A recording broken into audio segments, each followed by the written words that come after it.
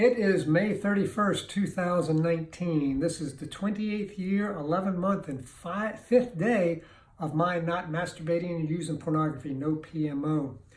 Today we're doing a video for Abdurrahman Kwara from Nigeria, and his question that he would like some solution to is the idea on mental obsessions.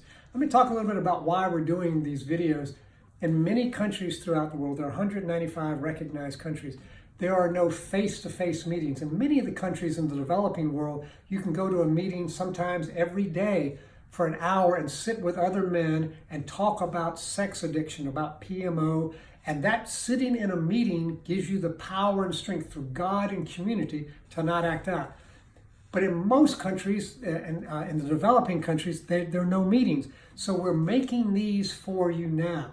Another solution is to get on the phone and go to our 6 meetings a day that we have online. The problem is that you have to pay for using the phone usage, and sometimes that can be expensive.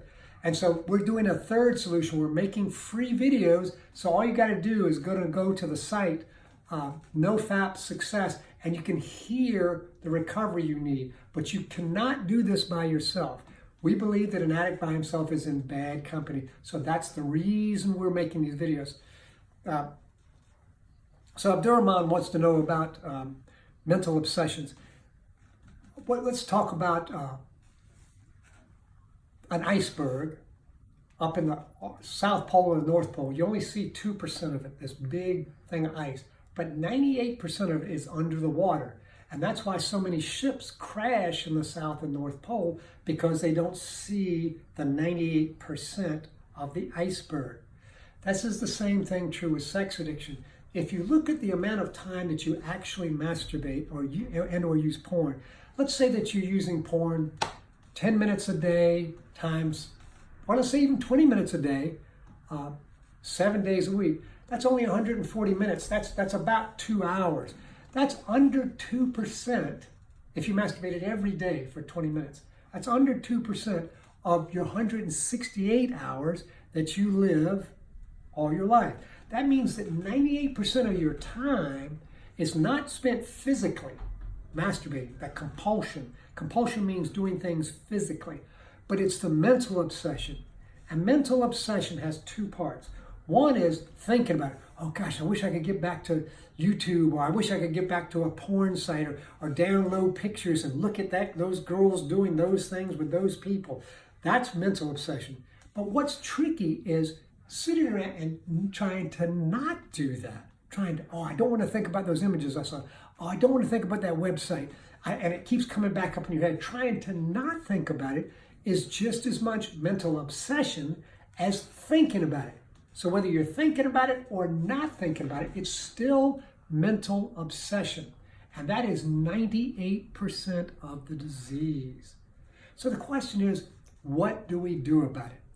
The most important tool to deal with mental obsession is to get with other people. Like I said, that's why you go to face-to-face if your country has those.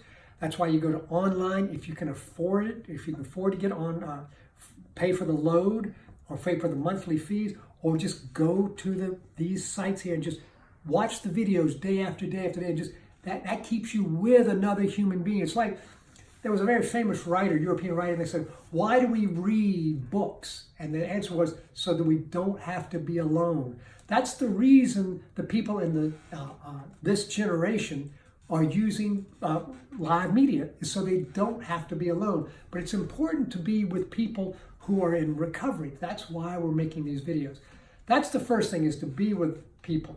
The second thing is what we do in our meetings. In our meetings, which are 6 times a day for 15 minutes, the first part of the meeting for 2 minutes and the last part of the meeting for 2 minutes, everybody in the meeting talks about how they feel.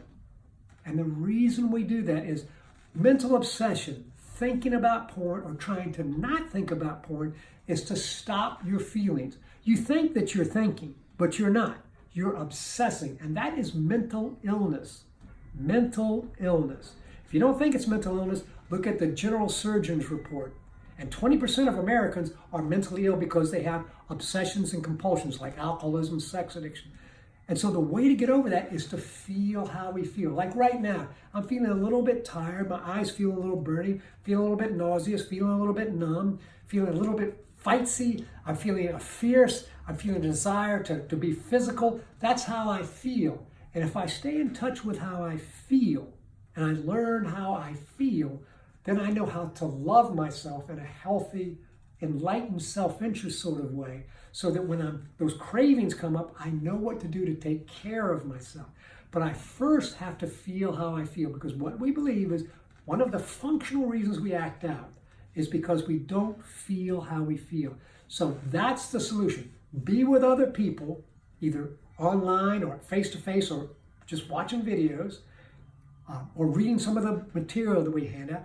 And the second thing is to get in touch with how I feel. And that is the antidotal solution to mental obsessions. Abdurrahman, thank you so much for this suggestion. We appreciate it. And we'll talk to you in the next video.